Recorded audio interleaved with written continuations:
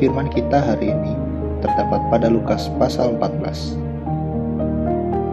Pasal 14. Lagi penyembuhan pada hari Sabat.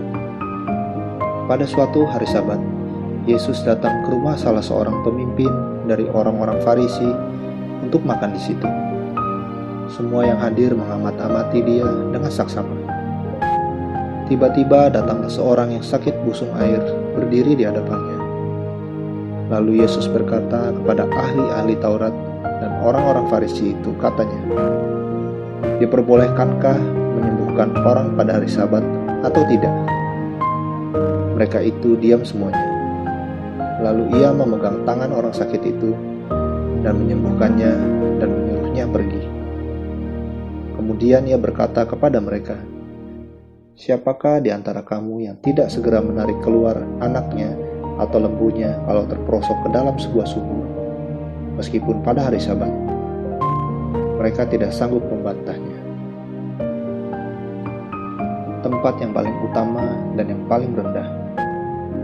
Karena Yesus melihat bahwa tamu-tamu berusaha menduduki tempat-tempat kehormatan, ia mengatakan perumpamaan ini kepada mereka. Kalau seorang mengundang engkau ke pesta perkawinan, janganlah duduk di tempat kehormatan, sebab mungkin orang itu telah mengundang seorang yang lebih terhormat daripadamu. Supaya orang itu yang mengundang engkau dan dia jangan datang dan berkata kepadamu, "Berilah tempat ini kepada orang itu," lalu engkau dengan malu harus pergi duduk di tempat yang paling rendah.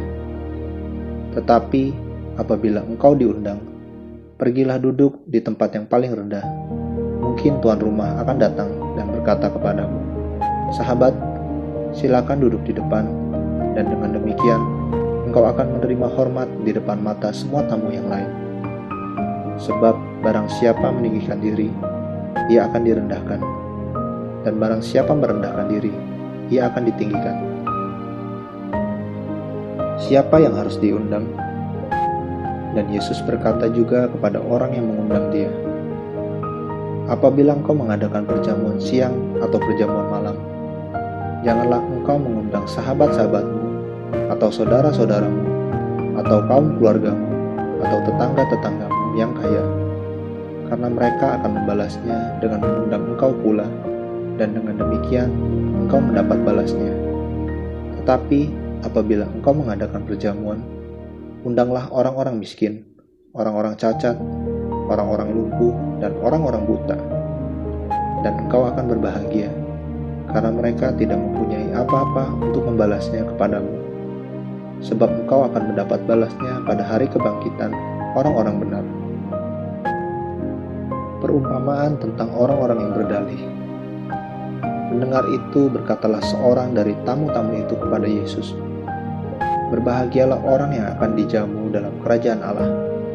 Tetapi Yesus berkata kepadanya, "Ada seorang mengadakan perjamuan besar, dan ia mengundang banyak orang. Menjelang perjamuan itu dimulai, ia menyuruh hambanya mengatakan kepada para undangan, 'Marilah, sebab segala sesuatu sudah siap.' Tetapi mereka bersama-sama meminta maaf.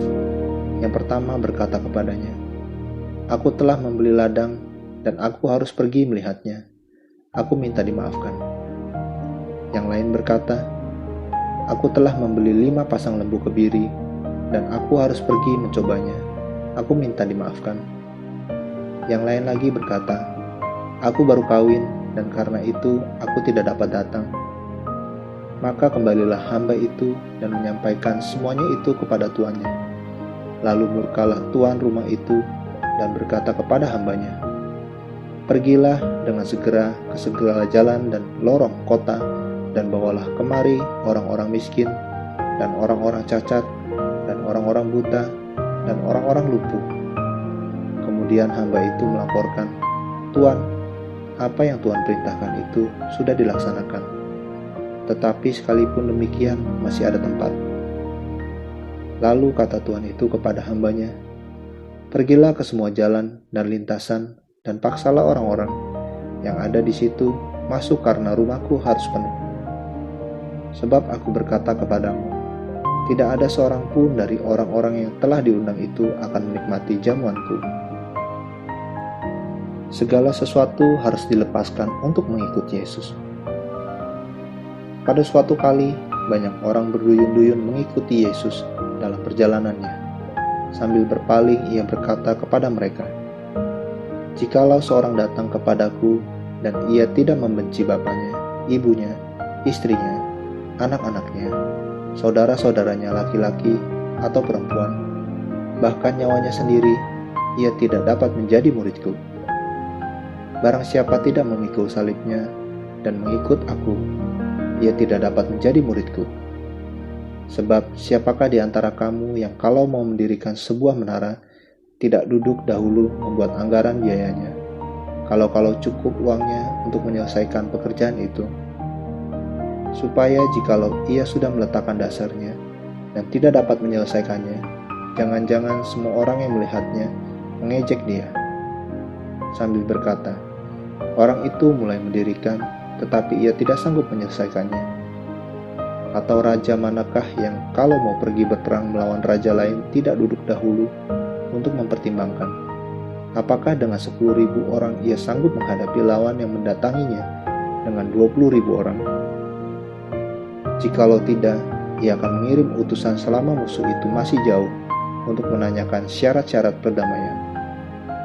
Demikian pula lah tiap-tiap orang di antara kamu yang tidak melepaskan dirinya dari segala miliknya, tidak dapat menjadi muridku.